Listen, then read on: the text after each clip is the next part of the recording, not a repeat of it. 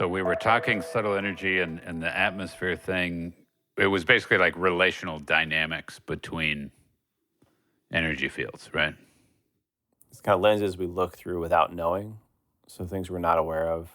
So the subtle field is something we're experiencing and it influences us. That we think that our feelings and thoughts are causative, but they're a result of the energetic exchange. Differentiating subtle versus emotional, mental is something you said that you do intuitively, but it's something we have to intentionally differentiate. So you talked a little bit about your process that someone has a thought and you try to get to how they feel about it, but that's kind of a roadblock, is distinguishing our thoughts from our emotions. And then I asked what changes as you begin to distinguish those things and you got into orienting, anchoring, and identifying. Any questions that you have as the listener? Like, is there an obvious kind of next thing that you're wondering about? We're going to talk about kind of the mental emotional side of the dimension approach, but just wanted you to kind of talk through your background in this work professionally, just kind of how you began to add this aspect of treatment to the work that you were doing. There's elements of it that have been there, but more specifically how you got into therapy, I guess, or into mental emotional treatment. I started getting interested in psychology when I was in college doing my undergrad. I was having a rough time for various reasons, but what had happened real recently back in early 92 is that a cousin that I was real close with died, and it really was a breaking point for me mentally, emotionally, and really threw me into a depression and feeling quite lost. There was kind of a profound moment. I was wandering around the ASU campus, didn't feel like going to class, so I was just skipped class and was just kind of walking. Instead of going to my classroom, I just walked right past it. I just couldn't go in and sit there. And I happened upon the ASU library, which I had never been to, even though had been there a couple of years. And I went inside and I was wandering around the stacks, got in the elevator, and was just kind of roaming around. And I walked down an aisle of books and just kind of intuitively stopped and reached over and pulled a book out and opened it up, and just to somewhere kind of in the middle. And just by chance, the book I had grabbed was the complete works of Ralph Waldo Emerson. And the essay that I opened up to was his essay called Self-Reliance. And I read it and I just started bawling. Something switched there. Something sort of happened in my psyche. I checked the book out and went home and I just started obsessively reading philosophy and psychology, taking notes, writing down little quotes and concepts. And it was like my whole focus in life shifted from having all my energy be into how do I get my body fixed and how do I try to be happy in the college life. It shifted to kind of staying home, holed up in my apartment, and just obsessively reading these books. And it was like, all right, I'm going to get to the bottom of this. I'm going to get to the bottom of of life, because I felt like I was going to go crazy if I didn't. All these questions about why did my, I don't know, all the the deep questions about why do the big why questions were kind of in my face because I was feeling hopeless. And so anyway, I got into Emerson and Thoreau for a while and really into that transcendentalist perspective. Found Eric Fromm. Really liked some books I read by Eric Fromm. And there was a shift that happened in my perspective at that time where I went from trying to figure out how come I'm not happy, why am I not happy in life? Because my life was pretty good. I mean, my body hurt and I couldn't do sports. But beyond that, I mean, I was living a pretty privileged existence and doing well and was just miserable. And via Fromm and Emerson and Thoreau and some of those guys, my perspective shift, and for the first time, I had that idea in my head that it's not that there's something wrong with me, it's that there's something wrong with the society I live in, and that was a big perspective shift where it was, maybe the society's got some stuff going on that is somewhat causative of my malaise, of my insecurity, of my, uncertainty and meaninglessness. While that doesn't paint a pretty picture about, the world you're living in, it at least provided some relief that maybe it wasn't just me that was so fucked up, you know. And again, I just really got obsessed with studying this stuff. I also started studying Zen Buddhism, got really into that. Not so much in a practice way, but in a, philosophical and psychological way. I read a lot of Zen books and thought about it a lot. And while it was exciting to be reading all these things, I continued to spiral down, or kind of spiral more and more out of control. I felt like I was losing my sanity, and now, when I look back on it, I can see that I was kind of headed towards a psychotic break, or towards instability, or increasing instability.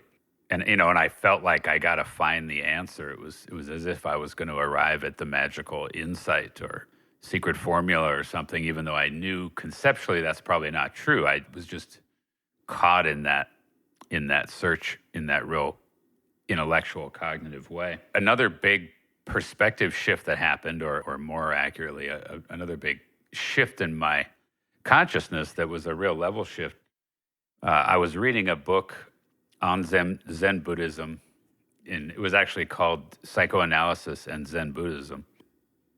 It wasn't any particular passage that I was reading, I don't think, because I've gone back and read that passage, and I don't think it was particularly what was said. But there was a particular afternoon where I was sitting and reading that book, and there was a shift that happened where I went into a different state, and I was outside of my cognitive mind looking back at it. It was like that was the first time that had happened in that kind of real profound realization way. And I could see that I was sort of caught in this trap, and I thought I had to solve some kind of puzzle in there to get out of that trap. And in this state where I was outside looking back in, I had the realization that I actually don't have to, that actually that puzzle's unsolvable in a rational way, and that I exist and have, agency and selfhood outside of that trap. And there was a profound liberation in that, and that remained somewhat of a constant ever since. I felt profoundly different afterwards, and it felt like it saved my life or saved my sanity, because I felt like I was going faster and faster down a one-way street towards a dead end, and that helped me assume a whole different grounding from my sense of self and how I saw things. Yeah, I mean, that sounds pretty miraculous, because it definitely sounded like mania leading up to that. No doubt, yeah. I mean, I'm not saying I'm jealous, but I'm a little jealous that you found that tether in the midst of that. Well, I think I think you know firsthand what I'm talking about, and Yeah, it's like a waking fever dream. there was that experience which again stabilized things for me, and kind of got back into, I started going out again. My friends started to worry about me less. Started to kind of re-engage in other activities. Quit coming to my friends with quotes I read, and reading the quote to them and expecting them to think it was as amazing as I did. And they're like, "Okay, we're gonna go out now, or you're gonna read us more quotes from freaking psychology book." I can't imagine going through that in college, and like that social, like it was hard enough like post college in that social atmosphere, but like living so directly with so many people all the time and going through that would have been really hard. And just literally feverish obsession with something that no one else has any context, and then you drop into a conversation with all of your assumed context, is like just so aggravating for other people and totally off the wall and nonsensical. Yeah. So it's And then and then of course their response is to completely invalidate you. right. Not of course not ill intended, but that it gets taken that way. Well, it's also, yeah, like you're gonna feel invalidated if it's anything other than an exact parroting of what you just said. Right. It's high expectations going into that conversation. So from there, I moved. I graduated. I went to Rolfing school. All that. Continued to be into psychology and philosophy, and have been ever since. Have continued to study in both those areas. And so by the time I got to where I went to back to school to get my master's in psychotherapy, I had a profound. It was kind of like at Rolfing. I mean, I came out of my undergrad having studied all this body stuff. So in Rolfing school, it's like I had this deep background in the nuts and bolts of it, and it was the same when I went back to grad school. I went to the Adler Institute, and I had a deep, rich background in psychotherapeutic theory and in lots of different theorists, and so school was pretty easy for me. My understanding of psychology and philosophy had been there and building all along. So as I was doing Rolfing and working with clients, I certainly would quote unquote analyze people, or have a working psychotherapeutic knowledge of human behavior that would, of course, inform my work and inform my personal relationships. And I had friends that were into it. And so there was lots of conversation about this kind of stuff. But another big, profound thing that happened was that I read a book called Brief History of Everything by Ken Wilber. And that was another big paradigm shift, another big consciousness shift that, I had another awakening, if you will, experience reading that book. And the idea of multidimensional awareness and integral theory and the maps that Wilbur lays out, it really provided a context for the way my head was already working. And it was just such it was kind of like with the Zen thing. It was like I was caught in the linear rational trap, and Zen liberated me from that. But when you're liberated from that, your thought is free to just wander all over the place because you're not as confined. And it was kind of like I was starting to go crazy again, but instead of being caught on that one-way street, now like it was so complex and multidimensional that I was really having trouble trying to have a framework that was somewhat coherent in my head for how I was seeing different things.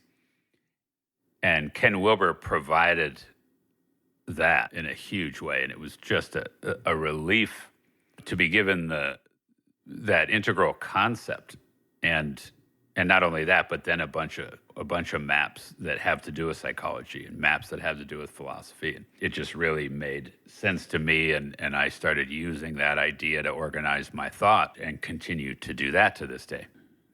Another thing that happened around then is meeting. I met David Thompson, who was just back from the California Institute of Integral Studies, and was really excited to spend time with him and talk shop about this stuff. But he was from Minneapolis, moved back here, and was starting his practice. So we spent time talking theory and became friends. I was already pretty tight with his family. And he had been away at school, and I good friends with his brother, and became real good friends with other members of his family. So he came back from school, and of course, it was easy to just kind of slide right into spending time with him. And in 2008, he suggested that I get into a night class, and let me kind of back up. He and I had talked about doing some work together and how it'd be fun to collaborate and how it'd be fun to have a clinic together. And he had this vision for creating a clinic where that was a teaching clinic where he would take on interns and in order to become a part of that, I started going to Adler and working towards my master's, and he was my supervisor, and he started referring clients to me for psychotherapy, and yeah, it just kind of took off. It was great. I loved working in that capacity. So now I had a Rolfing craniosacral energy healing practice, and then I had a psychotherapy practice, and I worked out of two different offices, and because I still had my office, but then I also worked out of David's office doing the psychotherapy, and then over the years, I combined them. I graduated from Adler and have added the psychotherapeutic knowledge into my practice, and I see some clients strictly for psychotherapy and some clients strictly for body work. And at a certain point, I formed Dimension Center LLC and put together what I call the Dimension Approach and started seeing people under that title. As you kind of like studied it and developed the dimension approach that you just mentioned, like what were you seeing as like necessary in that change?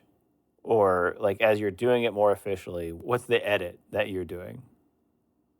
What is integrating that into the dimension approach look like?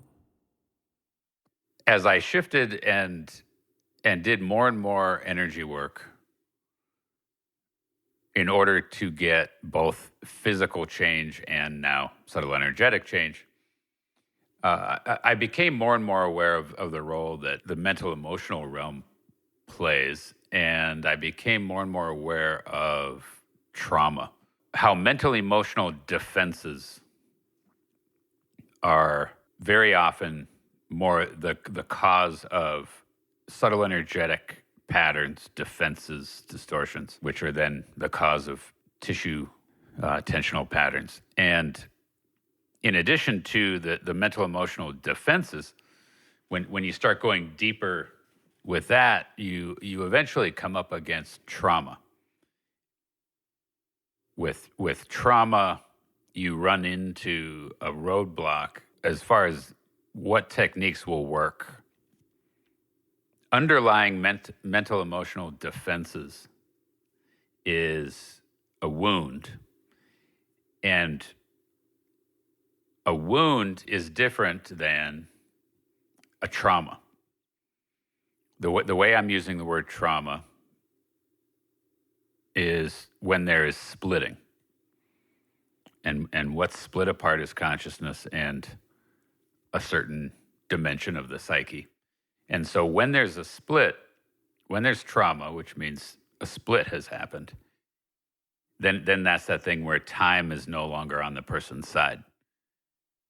It's like if an analogies I use is like if you sprain your ankle or something, time is on your side as far as healing. But if you break your leg, and let's say you got a compound fracture, and your bone sticking out of your leg, time is not on your side unless you get that bone set, right? Time's not going to heal it. Stretching's not going to heal it. Working through the pain isn't going to heal it. It's like you got to set that bone because there's a break. There's a break in it that is a game changer as far as what the treatment is. And with trauma, it's like there's a break in the mind. And so it's a different thing. A wound is a wound. An injury is an injury, whatever. But if you got trauma, it's like, okay, different kind of deal. And splitting is what it comes down to. So if you're going to heal trauma, you got to heal the split.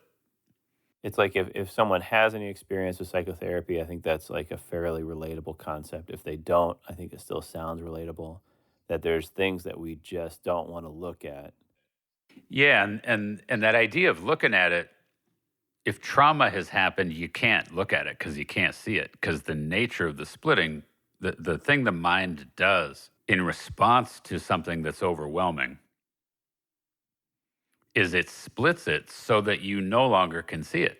You no longer can feel it. You no longer can remember it. You no longer can get at it. That by design, that's what it's doing. And so, for obvious reasons, it becomes hard to heal trauma because you don't even, know where to look.